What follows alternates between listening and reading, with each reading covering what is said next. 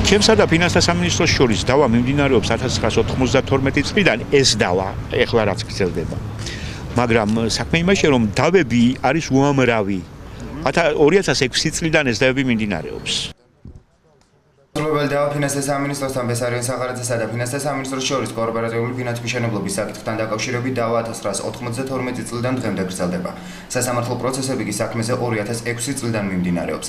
სახარაძე საქართველოს ფინანსთა სამინისტროს სახელმწიფო საშინაო ვალწამი ფინანსმშენებლობის დაუმთავრებლობის თანხის დაფარვას თხოვს.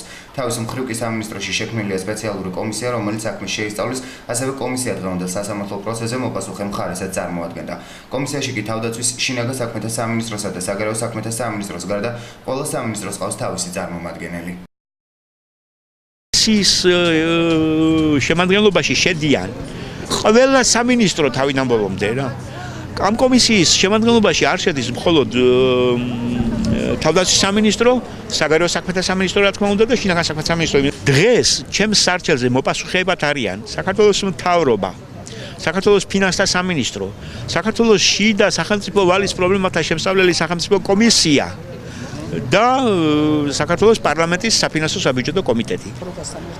საქართველოს საფინანსო კოოპერატივების წევრთა უფლებების დაცვის ასოციაციის ვიცე-პრეზიდენტის ნანე წიქარიშვილის განცხადებით აღნიშნული კომისია, რომელიც 2004 წლიდან მუშაობს, საქმეს მიზანმიმართულად აჩერებდა. თითქმის სიტუაცია გამოსწორებულია, თუმცა აღნიშნავს, რომ საჭიროა დროულად მოხდეს დავალიანების დაფარვის წესის შემუშავება, რადგან საქმის გაჯიანურებით უამრავი ადამიანი ზარალდება.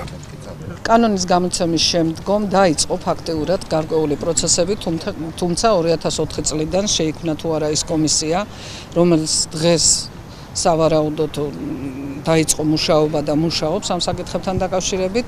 წინა წლებში საერთოდ არაფერი უმოქმედო იყო ეს კომისია და გააჩერა ეს პროცესები. არის დაუკმაყოფილებელი. ძალიან მცირე ნაწილი დაკმაყოფილდა, მათი უმრავლესობა არ არის დაკმაყოფილებული არც ბინებით, არც შესაბამისი კომპენსაციებით და არიან უკიდურესად მძიმე მდგომარეობაში. ძალიან ბევრი ხალხი არის ქუჩაში, ქირით, იმ ქირის გადახდასაც ვერ ახერხებენ და ამიტომ ძალიან მნიშვნელოვანია, რომ დავალიანების დაფარვის წესი იქნეს დროულად შემუშავებული. Აქთან დაკავშირებით კომენტარის გაკეთებაზე უარი განაცხადეს როგორც ფინანსთა სამინისტროს წარმომადგენლება, ასევე პარლამენტის საფინანსო კომიტეტის წარმომადგენლება.